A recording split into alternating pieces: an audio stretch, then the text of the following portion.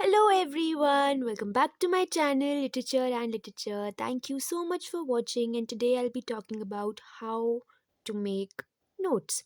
And before I begin, I would give you a disclaimer. Do not watch the video if you've already made notes and are at a stage when you think that revision is important, because see, no notes are perfect. I can only give you a guiding thing that okay, this is how you have to make it, but if you've made them already, there's no point seeing my video and again making a new kind of thing, and that's going to be just a waste of time. That is what I feel. Even still you want to continue, go ahead, but I think you should rather focus on revising. And because notes is one thing, memorizing them is very important. It does not matter if you have the most perfect notes in the world or not. What matters is, have you memorized those imperfect notes, so to say, properly or not? That is what matters. Anyway, let's begin with the video. And I know it's been really long, I've been a little busy. Never mind. Okay, so first thing first, this is for you if you do not have, if you've really not, if you don't have any idea like about how to do them. What first thing that you have to do is go to the PYQs, at least like maybe 5 years. है ना?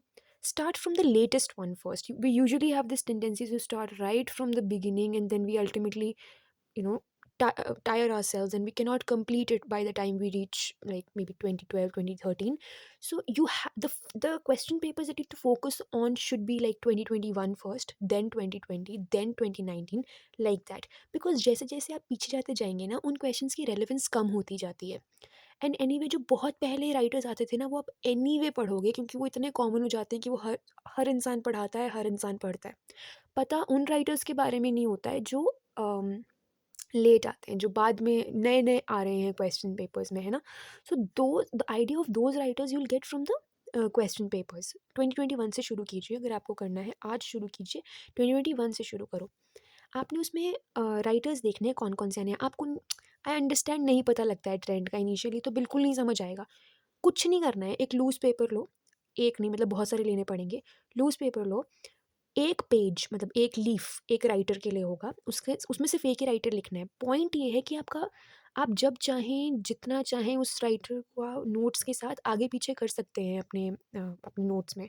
मतलब बिल्कुल loose sheets पे बनानी है. और अगर जैसे यहाँ मैंने एक पर्टिकुलर राइटर लिखा, तो पीछे कुछ नहीं होना चाहिए, तो खाली होना चाहिए, या फिर इन्हीं राइटर के बारे में कुछ लिखा होना चाहिए. So that when ever I feel like I shift this page and put it somewhere else, and chronology के हिसाब से मैं अरेंज कर सकूँ. क्योंकि इट्स इम्पॉसिबल फॉर यू कि आप एक नोटबुक में लिखेंगे और फिर आप देखेंगे कि अच्छा हाँ भी एक क्रोनोलॉजी बैठ के आप बना रहे हैं, फिर उस हिसाब से नोट्स बना रहे हैं. मुश्किल हो जाता है. मतलब it's not impossible, but it's difficult. Rather take loose sheets पे बनाओ. कुछ नहीं समझ आ रहा है, आप एक नोटबुक का टीयर करो पेज, उसी में मैंने तो वही किया हुआ था. मतलब मैंने नोटबुक में बनाया था, लेकिन मैंने ऐसे किया था कि मैंने पीछे कुछ नहीं लिखा था.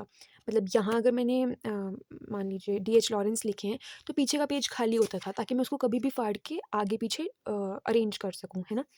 तो आपको पहला काम तो ये करना है.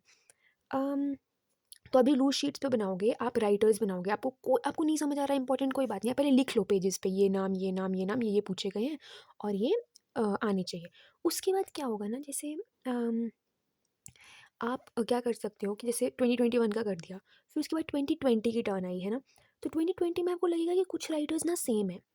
अब वो जो सेम राइटर्स पूछे हुए हैं ना, इसका मतलब वो इंपॉर्टेंट हो गए, क्योंकि वो एक से ज़्यादा बार पूछे गए हैं. उसी तरह जब आप पीछे पीछे जाते जाओगे, जो राइटर जितनी बार पूछा गया है वो उतना ही ज़्यादा इंपॉर्टेंट हो जाता है ना. अब आप ये सोचें कि हर एक राइटर करेंगे हम जो भी दिया हुआ है PYQs में, तो वो भी पॉसिबल नहीं हो पाता है. ये आपको 3 साल के लिए तो करना पड़ेगा, जो लास्ट 3 ईयर्स है, जैसे 2021, 2020 और 2019, यहाँ के तो आपको करने ही पड़ेंगे. हर एक ऑप्शन पता होनी चाहिए. पर उससे पीछे वालों में आप थोड़ा सा अपने आप को फ्री रख सकते हैं. इतना भी नहीं है कि सब कुछ ही कर लेना है, कोई चक्कर नहीं है उसका. आपको 2021 से और 19 के बीच के तो बहुत ही अच्छे से आने चाहिए. मतलब रटे हुए होने चाहिए कि हाँ ये क्वेश्चन है और ये है, और उनकी ऑप्शंस भी पता होनी चाहिए अच्छे से, है ना. तो फिर जब आप लिखोगे ना, जैसे कि कितनी बार आ गया वो सब. अच्छा, अब आप बोलोगे कि याद भी नहीं रहता कि हमने ये पढ़ा था क्वेश्चन पेपर में और नहीं है. आप डिजिटली नोट्स बना सकते हो. आप जो राइटर्स बनाओगे, आप डिजिटली बनाओगे, कि डिजिटल में सर्च हो जाती है, तो आपको मिल जाएगा कि आपने ये राइटर पहले लिख चुके हैं कि नहीं. तो उससे क्या होगा कि आपको पता चल, या फिर आप ऐसा कर सकते हो, जितने भी राइटर्स आ रहे हैं बस नाम लिखते जाओ, नाम लिखते जाओ, और उनसे आपको पता चल जाएगा कि कितनी बार राइटर्स आए थे. या फिर आप ऑनलाइन अगर सर्च अच्छे से कर सकते हो, तो वहाँ से भी आपको आइडिया लग जाएगा कि कितनी बार, पर वो इतना अच्छा आइडिया नहीं है। I think you should do what you should do is, आप पहले राइटर्स लिखो, जैसे जैसे पेपर में आ रहे हैं वैसे वैसे उसकी लिस्ट बनाते जाओ, और वहाँ से आप कैलकुलेट कर सकोगे कि कितनी बार क्वेश्चन आ चुका है एक पर्टिकुलर राइटर से।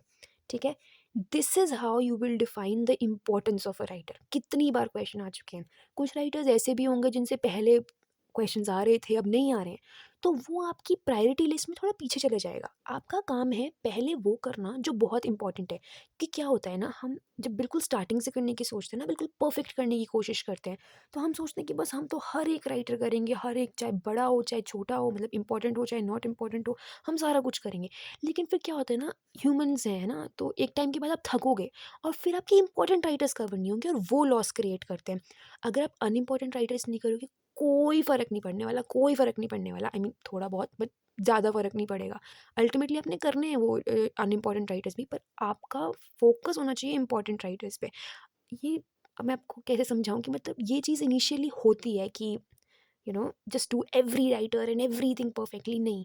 It should be do first the important things, then the average things, and then the not at all important things. That is how it should be, है ना? I don't know if I am making sense. I really hope I am. नहीं, नहीं, कुछ आपको लग रहा होगा कि मैं थोड़ी क्लियर नहीं हूँ, आप कमेंट सेक्शन में लिख देना। आई विल मे बी वो डाउट्स एड्रेस कर दूँगी मैं अगली वीडियो में, या कमेंट्स में रिप्लाई कर दूँगी। तो ये चीज़ आप यहाँ से आप क्या पता लगाओगे? पीवाईक्यू से आप क्या पता लगा रहे हो? It will help you know the importance of a writer, right? आपको इम्पोर्टेंस पता लग गई। अब आपको इम्पोर्टेंस पता करना क्यों ज़रूरी है, ये हम यहाँ बताएँगे, है ना? यहाँ पता करेंगे। अब क्या है कि जैसे मान लीजिए एक राइटर सिर्फ एक बार आए हैं, है ना? और सिर्फ कोई रैंडम से ऑप्शंस में थे, है ना? सिर्फ ऑप्शंस में थे, पूछे नहीं गए हैं क्वेश्चन में। आपका काम क्या है? एक तो आपको विकिपीडिया का पहला पैराग्राफ पता होना चाहिए, है ना? क्योंकि वो आ चुके हैं। और अगर विकिपीडिया के पहले पैराग्राफ में कोई उनके वर्क्स का नाम लिखा है, तो उन वर्क्स को याद कर लो। अदरवाइज़ एक कोई बहुत important work of the writer और थोड़ा-सा कि किस टाइप से वो लिख रहे थे, that should be more than enough for a writer जो सिर्फ ऑप्शन में आए हैं। थोड़ी-सी और आपके पास टाइम है, तो 2-3 वर्क्स और उनका बेसिक सा आइडिया कि उनमें क्या था, वो याद कर लो। ऐसा नहीं कि उनके कैरेक्टर्स भी पढ़ रहे हैं और उनका मतलब बिल्कुल डेप्थ में जा रहे हैं। कर सकते हो, टाइम बचेगा तो कर लेना। पर पहला प्रायोरिटी होनी चाहिए कि आप सारे पेपर्स का एटलीस्ट 10 साल के पेपर्स का आप ये चीज़ निकालो पहले। और चलना उल्टा है ना 2021 से। 10 साल के पेपर का पहले एटलीस्ट आप अगर जो ऑप्शन में, सिर्फ ऑप्शन में राइटर अपीयर हुआ है और कोई क्वेश्चन नहीं आया उनके ऊपर स्पेसिफिकली, तो आपको उसको विकिपीडिया का पहला पैराग्राफ और उसमें अगर वर्क्स के नाम है तो थोड़ा बहुत उन वर्क्स का आइडिया, दैट्स इट। इससे ज़्यादा कुछ जानने की ज़रूरत नहीं है उन राइटर्स का जिनका सिर्फ ऑप्शन में नाम आया है। ठीक है? फिर ऐसे राइटर्स आएँगे जिनका आपके पास सिर्फ़ ये पूछा है कि ये वर्क है, बताओ किसने लिखा है, या फिर मैचिंग में आया या। अब ये वर्क्स में आपको पता चल जाना चाहिए कि अगर वर्क पूछ लिया, इसका मतलब फ्यूचर में और डिटेल आएगी। इसमें आपने वर्क्स भी पढ़ने हैं, उनका डिटेल पढ़ना भी इम्पोर्टेंट हो जाता है, लेकिन कैरेक्टर्स याद करने की अभी भी उतनी ज़रूरत नहीं है। है ना? ये किसके लिए कि अगर एक बार क्वेश्चन में राइटर था, है ना? सिर्फ़ क्वेश्चन में, और एक ही बार आया है और क्वेश्चन में राइटर के बारे में कुछ पूछा था या question related to the writer था, है ना? तो उसमें इतना पता होना चाहिए। फिर ऐसे आते हैं जिसमें डिटेल पूछा है, मान लीजिए किसी क्वेश्चन में लिखा है एपिग्राफ किस चीज़ का है, या कैरेक्टर का नाम पूछ लिया है प्रीवियस ईयर क्वेश्चंस में, या कुछ ऐसे, then that writer becomes very important, that work becomes very important. ऐसा कोई क्वेश्चन है जिसमें डिटेल में क्वेश्चन है, ऐसा कोई ऑथर है जिसका डिटेल में क्वेश्चन है, उसमें आपको अ, उनके वर्क्स के नाम पता होने चाहिए, उनके वर्क्स में डिटेल्स पता होनी चाहिए, उनका मतलब you should no important works and the unimportant works. हमने जो यहाँ 2 बात की, यहाँ पे सिर्फ इम्पॉर्टेंट वर्क्स थे।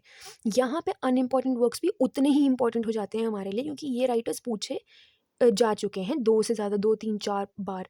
जैसे डीएच लॉरेंस है, वर्जीनिया वुल्फ है, आपका कौन, चार्ल्स डिकेंस है, अम, और कौन है ये अपना, क्या नाम है, डेविड स्टोरी हैं। इन पे क्वेश्चंस पूछे जा रहे हैं ना। डेविड स्टोरी मुझे नहीं पता था कि इतने इंपॉर्टेंट है, पर इनसे क्वेश्चंस पूछे जाते हैं।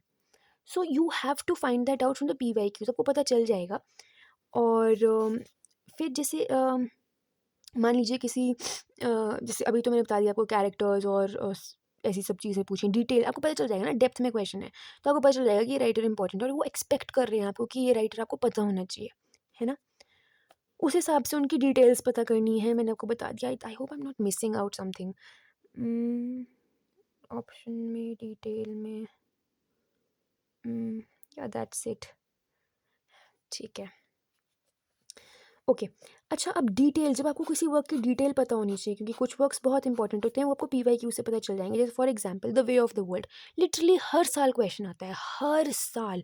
तो उसका तो आपको सब कुछ ही पता होना चाहिए यार। The way of the world में फिर यहाँ यहाँ बाउंड्री नहीं ड्रॉ कर सकते कि हमें ये पता होना चाहिए और ये नहीं पता होना चाहिए।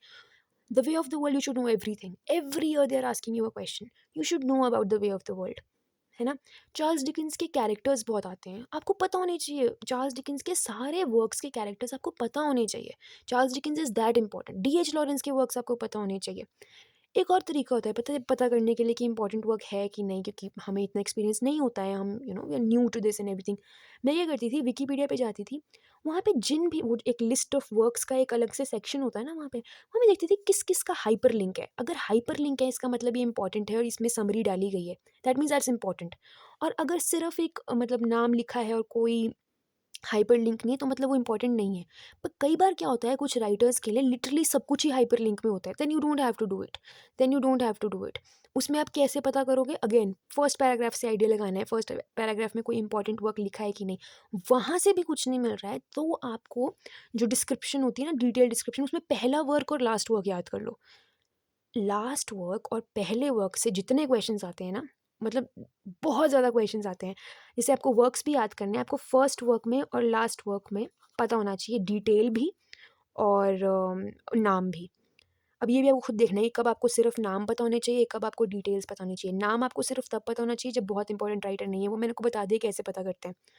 और अगर डिटेल में क्वेश्चन आया है तो आपका फर्स्ट क्लास का, तो अच्छे से डिटेल पता होना चाहिए, मेजर नॉन मेजर वर्क्स के बारे में पता होना चाहिए। अब अगर मैं अगर अगर अगर आपसे वर्जीनिया वुल्फ का कोई नॉट इम्पॉर्टेंट वर्क पूछ रहे हैं, तो वो जस्टिफाइड है यार। मतलब दैट इज़ जस्टिफाइड कि Virginia Woolf is such an important writer, you should know about the non important works about her, है ना? Non important works written by her. ठीक है। अच्छा, डिटेल में क्या पता करना होता है specifically, other than the summary पढ़ना इंपॉर्टेंट है। समरी से आपको वर्क का ना एक आइडिया हो जाता है। वैसे तो डिटेल टेक्स्ट पढ़ो तो उससे बड़े तो कुछ है नहीं, लेकिन अब क्योंकि टाइम की कमी है तो चलो मान लिया कि नहीं पढ़े, पर फिर भी अगर आपने अपने कॉलेज में थोड़ा डिटेल में पढ़ा होगा ना, आपको बहुत फ़ायदा होगा, बहुत ज़्यादा। तो सेटिंग आपको पता होना चाहिए। सेटिंग्स पे बहुत क्वेश्चंस आते हैं, बहुत ज़्यादा। अब ये तो नहीं कर सकते ना कि सारे वर्क्स की सेटिंग, कितने वर्क्स हैं यार, सिर्फ उनकी जो बार बार पूछे जा रहे हैं, या ऐसे राइटर्स के वर्क्स जो बहुत इंपॉर्टेंट हैं, जो आपको प्रीवाईक्यू से पता चल जाएगा। आई होप मैंने यहाँ पे मतलब आई मेड थिंग्स क्लियर। नहीं किए तो आप प्लीज़ कमेंट्स में लिख देना, मैं बता दूंगी। तो फिर सबटाइटल, ये बहुत क्वेश्चन अब नहीं पूछे जा रहे हैं, और टू बी वेरी ऑनेस्ट अब नहीं पूछते हैं सबटाइटल। पर सबटाइटल आपको पता होना चाहिए, क्योंकि सबटाइटल क्या करते हैं ना, आपको थोड़ा सा आइडिया देता है टेक्स्ट के बारे में।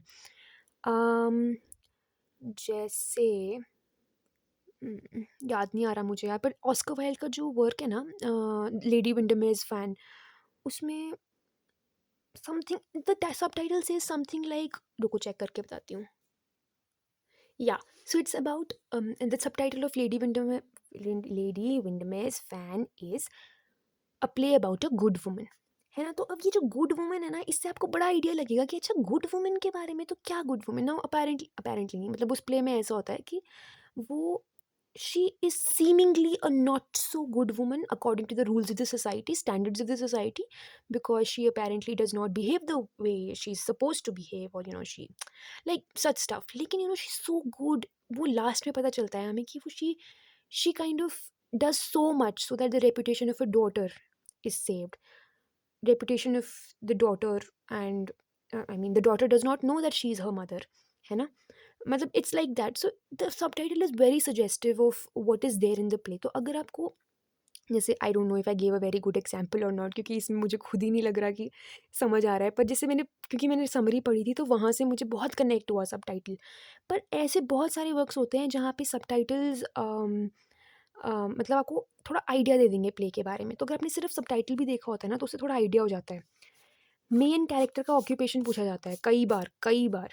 लेकिन सिर्फ इंपॉर्टेंट वर्क्स में, जैसे आपसे पूछ लेंगे, जैसे होम कमिंग है बाय हैरोल्ड पिंटर, तो बहुत इंपॉर्टेंट वर्क है, वेरी वेरी इंपॉर्टेंट, तो उसमें आपसे ऑक्यूपेशन पूछ सकते हैं। एक और वर्क था यार, उससे पूछा हुआ था,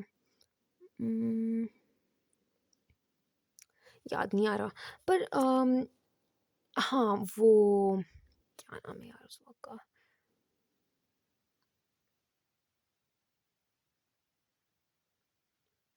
बिल्कुल याद नहीं आ रहा है, सॉरी।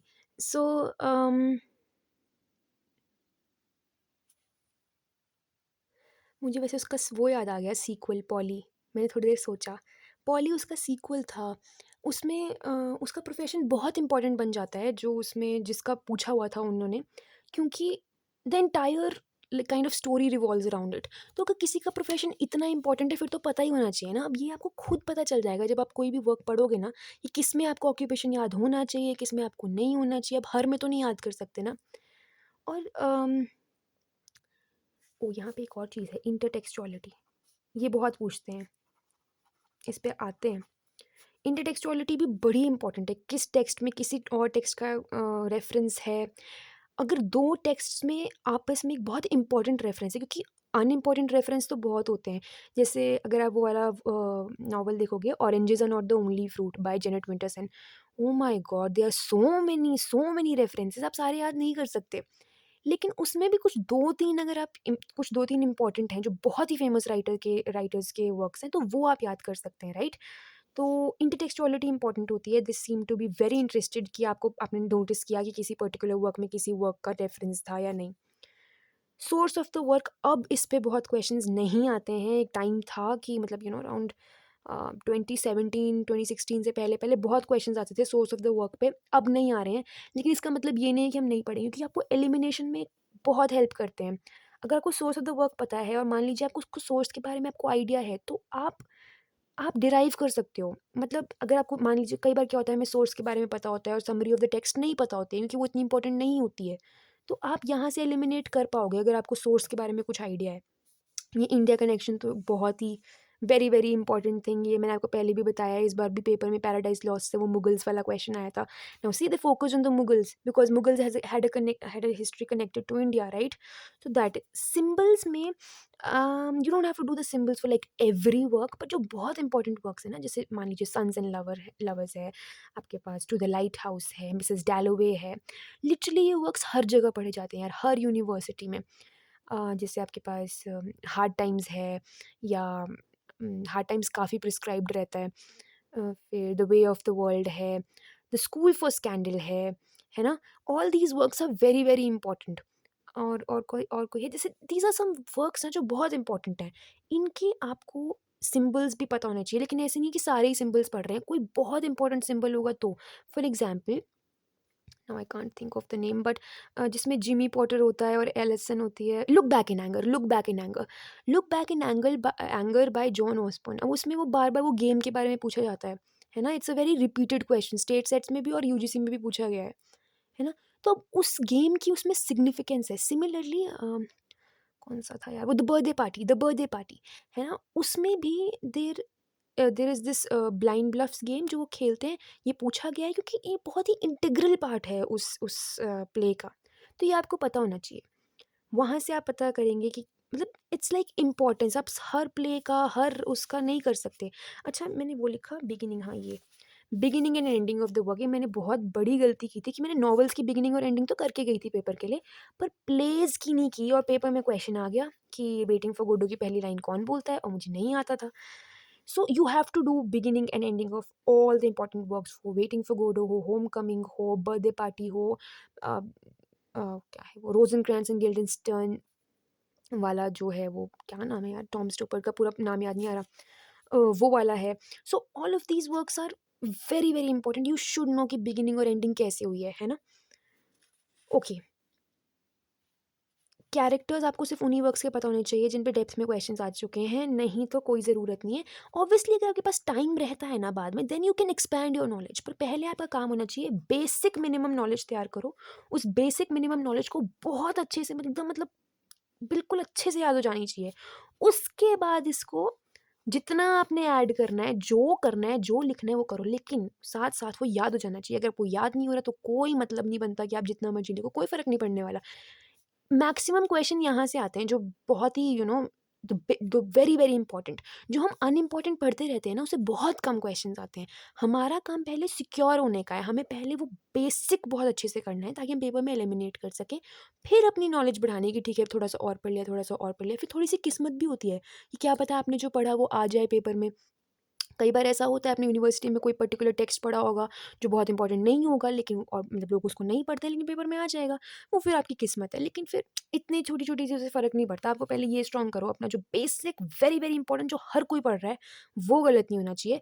उसके अलावा benefit of this thing not reading, वो चल जाता है, उसका कोई चक्कर नहीं है।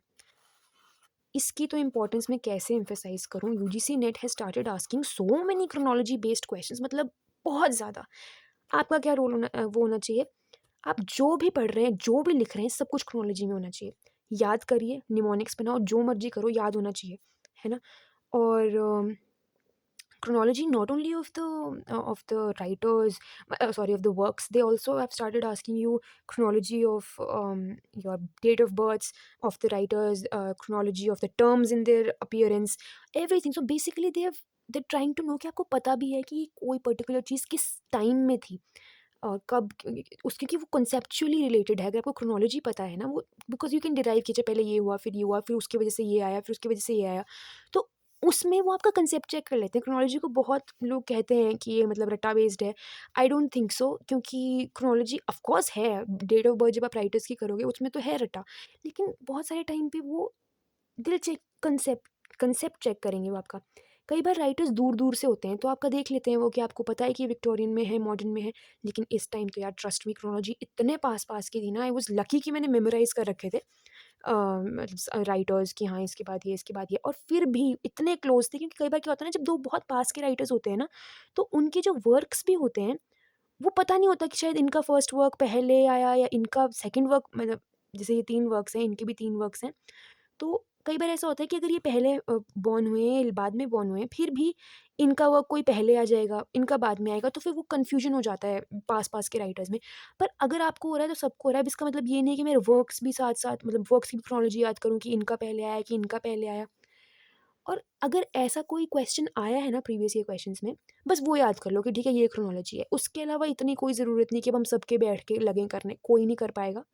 मतलब अगर कोई एक्सेप्शनल स्टूडेंट हो तो हमें उससे नहीं करना है कॉम्पिटिशन। हमारा कॉम्पिटिशन है जनरल लोगों से जो एक पर्टिकुलर नंबर ले रहे हैं, जो मतलब जो हमारे उसके हैं, मतलब कट ऑफ जहाँ से, मतलब जहाँ से लोग कट ऑफ हो रहे हैं, उधर से ज़्यादा नंबर लेने हैं। और उसमें एक्सेप्शनल लोगों का कोई रोल नहीं होता, वो जेआरएफ में भी बिल्कुल टॉप में आते हैं, उनसे कोई वो नहीं है हमारा।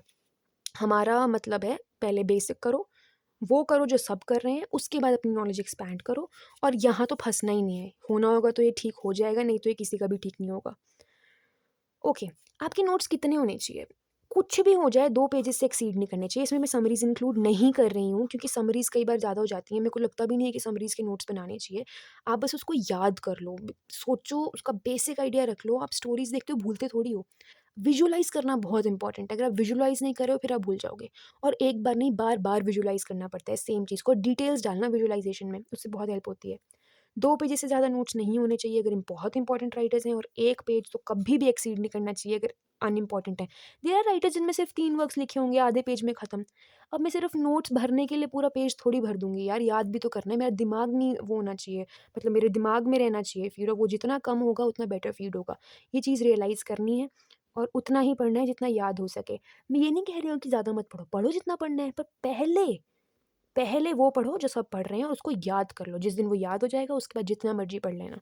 ज़्यादा पढ़ लो, कोई फ़र्क नहीं पड़ता फिर। ये तो मैं बात कर चुकी हूँ। लिटरेरी थ्योरी, ये ये काफ़ी लोग बड़े वो हैं, मतलब कि लिटरेरी थ्योरी, मतलब it's not just in the comment section, but मुझे वैसे भी लोग बोलते हैं कि लिटरेरी थ्योरी मतलब समझ नहीं आती या ये। तो एक तो लिटरेरी थ्योरी समझने के लिए आई थिंक विकिपीडिया से बेटर कुछ भी नहीं है। विकिपीडिया हर चीज़ को कितना सिंपल कर देता है। Everything is so simplified. मुझे तो विकिपीडिया से मैंने करा था। पर मैंने, मतलब क्योंकि मैं I don't want to hide, और मे बी यू नो, मतलब I am not hiding, but still I will tell you, Pramod K Nayar की बुक का मैंने I think I have read 1/3 of the book. मैं उसको, मतलब even though I think it is helpful, पर क्योंकि time नहीं था तो मैं 1/3 से आगे नहीं बढ़ पाई। तो मुझे था कि मुझे जल्दी करना है, और पेपर स्पेसिफिक करना है तो चुपचाप उठाए प्रीवियस क्वेश्चंस, देखे उसमें कौन कौन से पूछे हुए हैं, वहाँ से अपना विकिपीडिया से देखे और कर दिए। क्योंकि जो चीज़ों के सिर्फ सिंपल सिंपल क्वेश्चंस आए ना, उनमें बहुत डिटेल नहीं पूछी जाने वाली है। इन बुक्स में क्या है ना, को बहुत डिटेल में समझाया होता है। प्रमोद के नायर हो गई, आई थिंक पीटर बेरी भी है, आई डोंट रियली नो, पर एक पीटर बेरी करके भी बुक है, वो भी लोग पढ़ते हैं और कहते हैं कि शायद पीटर बेरी की बुक, सॉरी, हाँ उनकी बुक में डिफ़िकल्ट लैंग्वेज है, पता नहीं। पर आपको क्या करना है, मतलब उसमें जितना सारा दिया है ना, वो पेपर में नहीं आने वाला है। पेपर में वो राइटर बेसिक उनका क्या आइडिया था, क्या वर्क्स है, यही तो पूछते हैं। आपको क्यों पढ़नी है किताब बहुत ज़्यादा? आप किताब पढ़ो, अंडरस्टैंडिंग डेवलप होगी, लेकिन पहला काम ये करना है कि आपको जो बेसिक नॉलेज है वो पता होनी चाहिए, वो विकिपीडिया से डेवलप हो जाती है। उसके बाद आप वो बुक पढ़ेंगे और वहाँ से फिर कॉन्सेप्चुअल क्लैरिटी लेने की कोशिश करेंगे। अब ये सब चीज़ों के लिए वैलिड नहीं है, ये सिर्फ़ उन राइटर्स के लिए है जो बहुत इम्पोर्टेंट नहीं है। जो इम्पोर्टेंट राइटर्स हैं वो आप बुक से पढ़ सकते हैं। जैसे फॉर एग्ज़ाम्पल रोलैंड बार्थ्स, आपको ये बुक से पढ़ने पड़ेंगे। फॉर एग्ज़ाम्पल हू एल्स, उम, क्या नाम है यार उनका? एलन टेट हैं, उनका आपको पढ़ना पड़ेगा। ऑल ऑफ दीज़ राइटर्स है ना, आपका क्या नाम है उनका? Roman Jakobson. Now such writers are very important, ये आपको बुक से पढ़ने पड़ेंगे और ये आपको वहाँ से नोट्स बनाने पड़ेंगे। लेकिन अब आप देखो ना, प्रीवियस क्वेश्चन में कितनी डेप्थ पूछी गई है। They are not going to, अब एक क्वेश्चन आता है लैंग और पैरोल का, हमेशा तो नहीं आता, पर 2-3 बार आ चुका है यूजीसी नेट में। हर बार वो क्वेश्चन की लैंग्वेज चेंज कर देते हैं, क्वेश्चन सेम पूछते हैं। ये चीज़ भी लिटरेरी थ्योरी में एक चीज़ ऑब्जर्व की है मैंने, ये क्वेश्चन डिफ़िकल्ट नहीं होता, लेकिन उनका जो स्टेटमेंट होता है ना, वो इतना वोकैब्युलरी से फ़िल्ड अप होता है, मतलब अगर आपकी वोकैब्युलरी अच्छी नहीं है, आपको समझ ही नहीं आएगा वो बोल क्या रहे हैं। That brings me to another point, it's not just about memorising all of this. Paper में ना, it's a lot about presence of mind. Presence of mind भी रखनी पड़ती है। जैसे अभी मैंने वो कंप्लीट नहीं किया है ना, अपना 25 क्वेश्चंस डाला है बस, मेरे को सच में टाइम नहीं लग रहा है, नहीं तो मैंने वो डालने थे। उसमें एक क्वेश्चन आया था, मैं होमोफोन्स। अब मैं सच बताऊँ, मुझे पेपर में नहीं याद आ रहा था। मतलब मेरे को मैं सोच रही थी ये बड़े सारे होते थे, क्योंकि बचपन में पढ़े थे होमोफोन्स और पता नहीं और भी बड़े सारे होते हैं। But then I was like homo and phonetics से फोन्स, तो similar sound, very simple question it was. लेकिन यू डोंट नो ना, कई बार पेपर में एक तो टेंशन से ना कन्फ्यूजन बड़ा होता है। तो यहाँ से डिराइव कर लो, है ना? और ये चीज़ आपको पढ़ते वक़्त भी रखनी है। जब आप पढ़ रहे हो ना, हर चीज़ में आपको कनेक्शंस ढूँढने हैं, लॉजिक ढूँढना है, उससे आपको नहीं भूलेगा। Logic will never, never betray you. तो लॉजिकली आप जितना करोगे, आपको उतना याद होगा, और हर चीज़ में लॉजिक होता है। आपको बस ढूँढने के लिए थोड़ा टाइम लगेगा, थोड़ी मेहनत लगेगी, वो करो, हो जाएगा। और यूजीसी नेट मतलब it's not very difficult. You just need to know कैसे करना है और किस डायरेक्शन में कब, कहाँ, क्या करना है। That is what is important and that is what I think people lack. मुझे भी था, मुझे भी बहुत प्रॉब्लम होती थी, क्या करना है, कितना पढ़ना है। पर ये है, ये आई think, I mean I have reached on this conclusion after preparing for around how many 8 months, 8 month से थोड़ा कम। तो आई जस्ट होप कि मैंने हेल्प किया हो, मुझे नहीं पता, आई मीन अभी तो आप ही बताओगे कमेंट सेक्शन में कि हुई भी हेल्प या नहीं। नहीं हुई तो मे बी अनदर वीडियो, आप स्पेसिफिक डाउट्स डाल देना मुझे, बिल्कुल I will be very happy to make another video. मैं डाल दूंगी फिर उसके ऊपर। That's it I think about the video, I hope I covered everything. Literary criticism भी होता है वैसे तो, और सब में यही है। आप पीवाईक्यूज देखो, डोंट गो फॉर बुक्स से नहीं डालेंगे एग्जामिनर। एग्जामिनर भी पीवाईक्यूज देखते होंगे कि अब उनको भी तो कुछ रेफरेंस चाहिए ना, कि अगर मतलब डालना क्या है पेपर में, तो वो भी तो पीवाईक्यूज देखते होंगे ना। पीवाईक्यूज का इंपॉर्टेंस है, बहुत इंपॉर्टेंस है। आप इसको जब समझ लेंगे, जितनी जल्दी समझ लेंगे उतना अच्छा है, क्योंकि पीवाईक्यूज करना हम पता नहीं क्यों नहीं करना चाहते। मैं भी नहीं करना चाहती, क्या बोलूँ मैं। तो ठीक है, that's it, that's it about this video. Thank you so much for watching and bye bye, take care.